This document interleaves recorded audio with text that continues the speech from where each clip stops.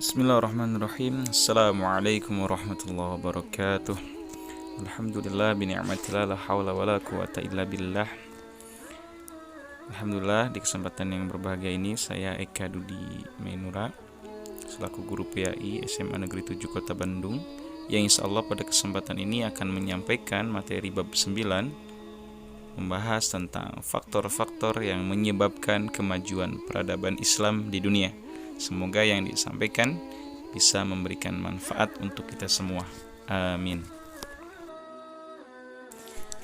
Selanjutnya, sebelum pembelajaran dimulai, tentunya kita ketahui bersama-sama tujuan pembelajaran tentang faktor-faktor penyebab kemajuan Islam di dunia, yakni tujuan pertama menganalisis dan mengevaluasi faktor-faktor yang mendorong kemajuan peradaban Islam di dunia. Yang kedua, menjelaskan faktor-faktor penentu kemajuan peradaban Islam di dunia. Yang ketiga, menjelaskan dan menganalisis nilai-nilai Islam rahmatan lil alamin sebagai pemicu kemajuan peradaban Islam di masa mendatang. Dan yang terakhir, memaparkan hikmah atau manfaat mempelajari faktor-faktor penentu kemajuan peradaban Islam di dunia. Tentunya tujuan ini agar bisa tercapai pada saat pembelajaran telah selesai dilaksanakan. Oke, selanjutnya mari kita bersama-sama lihat dulu Quran surat Al-Baqarah ayat 30 yang membahas tentang khalifah. Bismillahirrahmanirrahim. Wa idh qala rabbuka lil malaikati inni ja'ilun fil ardi khalifah. Ingat ketika Tuhanmu berkata kepada malaikat, aku ingin menjadikan khalifah di bumi. Makna khalifah di sini adalah bukan khalifah yang dalam bentuk sistem atau kepemerintahan, melainkan khalifah di sini adalah pertanggungjawaban kepada makhluk Allah, yaitu manusia yang diberikan amanah besar oleh Allah untuk menjalankan tugas-tugasnya di muka bumi ini. Hal tersebut akan ada kaitannya dengan pembahasan mengenai faktor-faktor yang menyebabkan kemajuan peradaban Islam di dunia. Nah, selanjutnya kita masuk ke materi mengenai menganalisis dan mengevaluasi faktor-faktor yang mendorong kemajuan peradaban Islam di dunia. Tentunya peradaban Islam ini telah kita ketahui bersama pada masa Rasulullah, kemudian pada masa sahabat, pada masa Umayyah, dan pada masa dinasti Abbasiyah. Dan setelah ini masih ada lagi seperti dinasti Fatimiyah, kemudian dinasti Saljuk, bahkan Turki Utsmani nanti. Nah, setelah ini kita membahas dinasti Abbasiyah karena memang puncak kejayaan Islam ada di dinasti Abbasiyah. Ya, tentunya pada dikerucutkan lagi di Khalifah Al-Mansur, Khalifah Al-Ma'mun, dan juga Harun Ar-Rasyid. Apa yang membuat hal ini menjadi menonjol untuk Islam terkait kemajuannya di dalam keilmuan sampai dengan kebelahan dunia, yakni banyak cendekiawan atau banyak ilmuwan-ilmuwan muslim yang mampu berbahasa selain Arab, yang kemudian mereka menerjemahkan kitab-kitab, buku-buku, teori-teori yang berada dari Yunani. Mereka terjemahkan ke dalam bahasa Arab. Nah, disitulah cikal bakal Islam, umat Islam menjadi orang-orang yang berpengaruh di dunia. Dari situ awalnya menerjemahkan karya-karya cendekiawan Yunani. Nah, dan yang paling menonjol adalah pada Khalifah Harun Ar-Rasyid. Apa itu nanti hasil-hasilnya, karya-karyanya, nanti kita akan bahas di slide selanjutnya.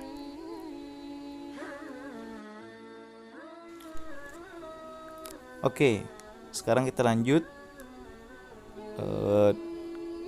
upaya penterjemah secara garis besar dibagi menjadi 3 fase. Nah, disinilah kenapa di masa dinasti Abbasiyah, khususnya di Harun Ar-Rasyid tadi menjadi luar biasa karena pertama dilakukan penterjemahan ya di bidang astronomi, logika ya. Di sini ada tokoh-tokohnya astronomi seperti Al-Farizi, logika seperti Abdullah bin Al-Mukaffa ya, kemudian Yakub bin Ishaq, Abu Nas ya, kemudian ada Ibnu Sina, Imam Al-Ghazali dan lain sebagainya. Kemudian fase yang kedua di bidang filsafat ada Al-Kindi, Al-Farabi, dan kedokterannya adalah Al-Razi dan Ibnu Sina. Nah ini di fase yang ketiga ini, dengan adanya pembuatan kertas maka semakin meluas dalam bidang keilmuan. Jadi di fase yang ketiga ini karena kaum muslimin sudah membuat percetakan kertas ya, sehingga hasil dari terjemah itu dituangkan dalam bentuk tulisan, dalam bentuk kitab, yang kemudian kitab itu disebarluaskan sehingga banyak kaum muslimin, orang-orang Islam menjadi tokoh-tokoh Islam karena menggali ilmunya dari apa yang telah didapat hasil terjemahan itu yang dituangkan di dalam kitab atau buku. Baik, sekarang kita masuk terkait faktor-faktor penentu kemajuan peradaban Islam di dunia. Yang pertama, terjadi asimilasi bangsa Arab dengan bangsa-bangsa lain yang telah mengalami perkembangan. Jadi, bangsa Arab sekarang pada saat itu mampu menyesuaikan terhadap bangsa-bangsa lain yang sudah berkembang, membuka diri sehingga mereka mendapatkan ilmu-ilmu baru dari bangsa-bangsa yang sudah maju. Nah, ini adalah awal dari perubahan membuka ya. Kemudian yang kedua, kemajuan dalam pemerintah dan politik. Nah, dengan mengambil strategi yang berbeda dengan dinasti Umayyah, dinasti sebelumnya, seperti mereka menerapkan sistem administrasi Persia ya.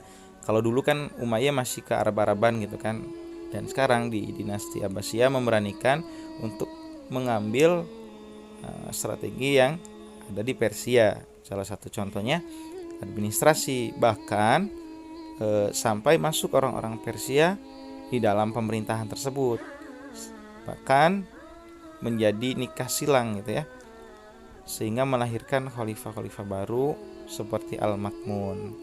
Nah, yang ketiga, menciptakan stabilitas ekonomi dan politik sebagaimana yang dilakukan Harun Ar-Rasyid dalam pengembangan infrastruktur, budaya dan pendidikan.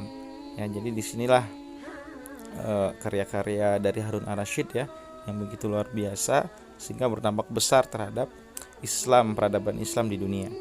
Kemudian gerakan penerjemahan ya manuskrip kuno seperti karya cendekiawan Yunani kuno ke dalam bahasa Arab. Nah, inilah tadi sebagai awalan orang-orang Islam mendapatkan ilmu, mendapatkan wawasan yang luas dari membaca dan mempelajari terjemah hasil manuskrip kuno dari Yunani tadi.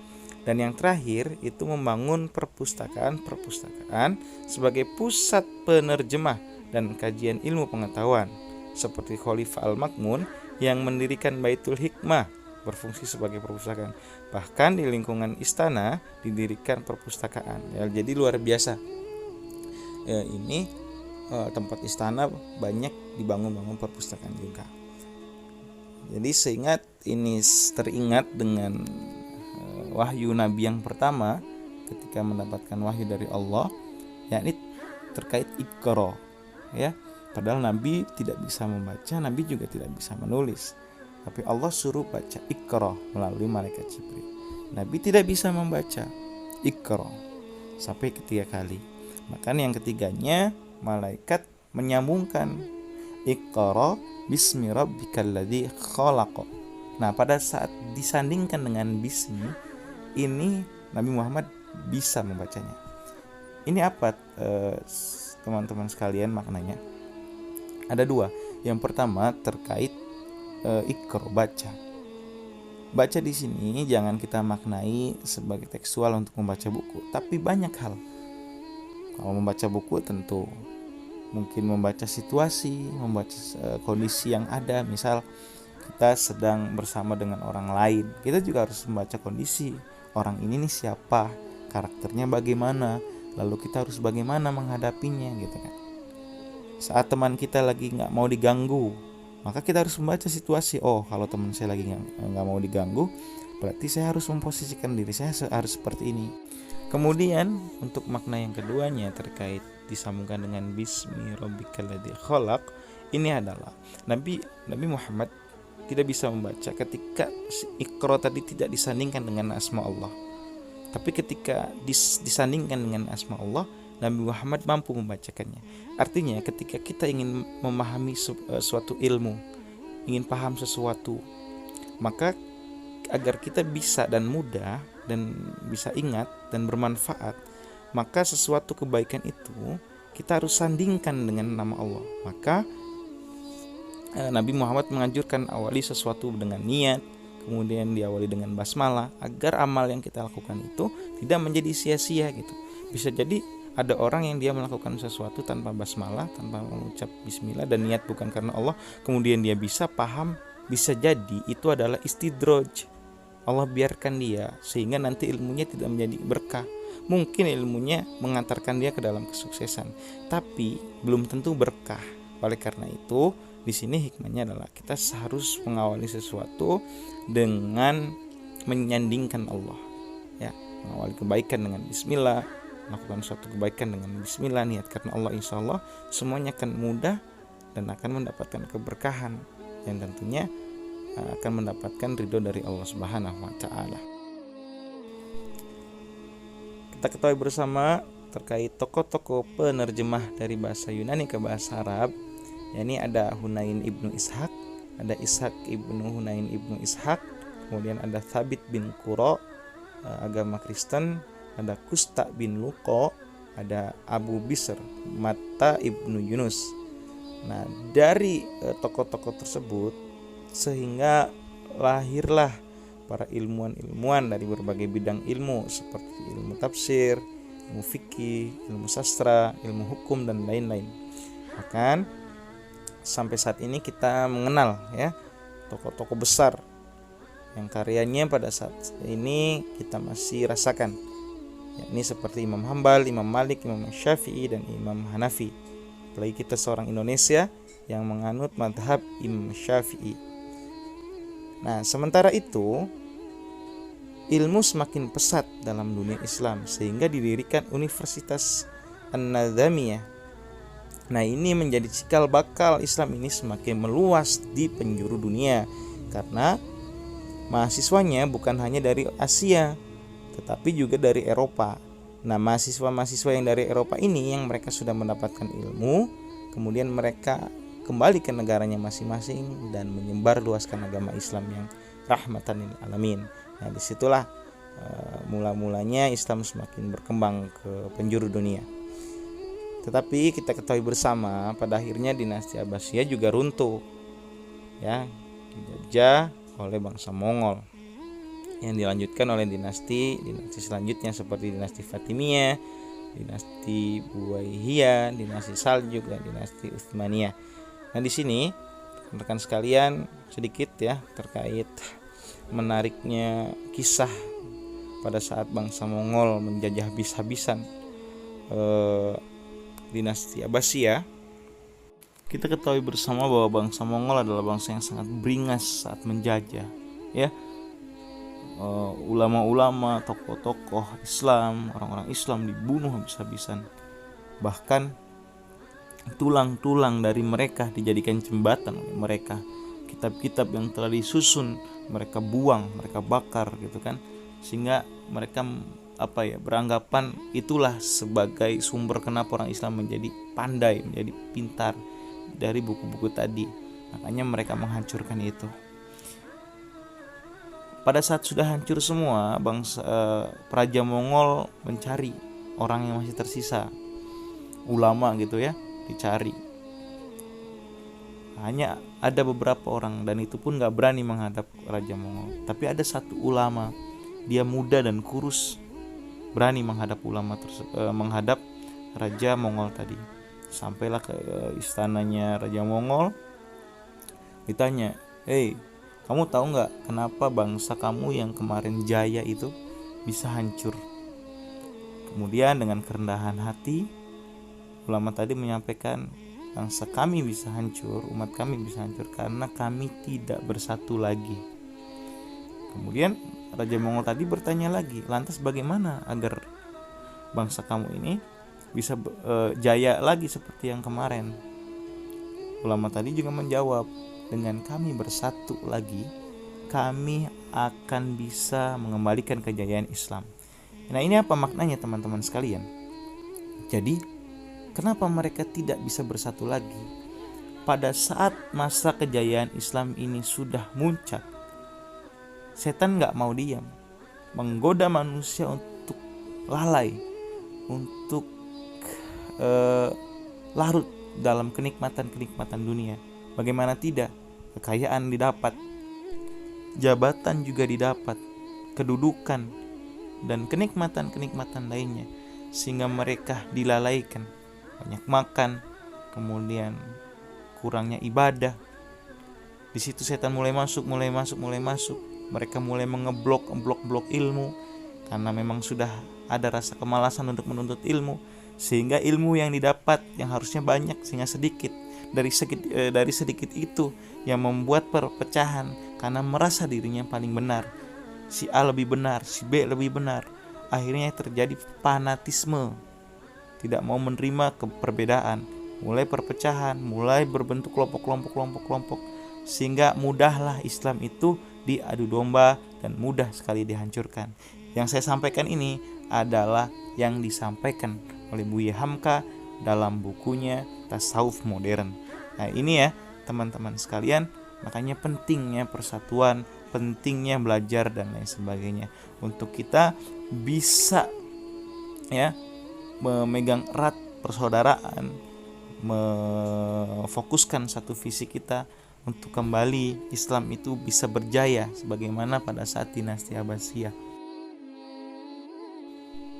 Next, menjelaskan dan menganalisis nilai-nilai Islam rahmatan lil alamin sebagai pemicu kemajuan peradaban Islam di masa mendatang. Nah, kenapa sih Islam itu bisa seberkembang itu gitu? Karena pada saat itu semangat kaum muslimin yang tulus untuk menyebarkan Islam. Jadi tidak ada niat lain, itu benar-benar ingin menyebarkan lillahi ta'ala. Kemudian ada rasa terpanggil untuk mengajarkan Islam kepada orang lain.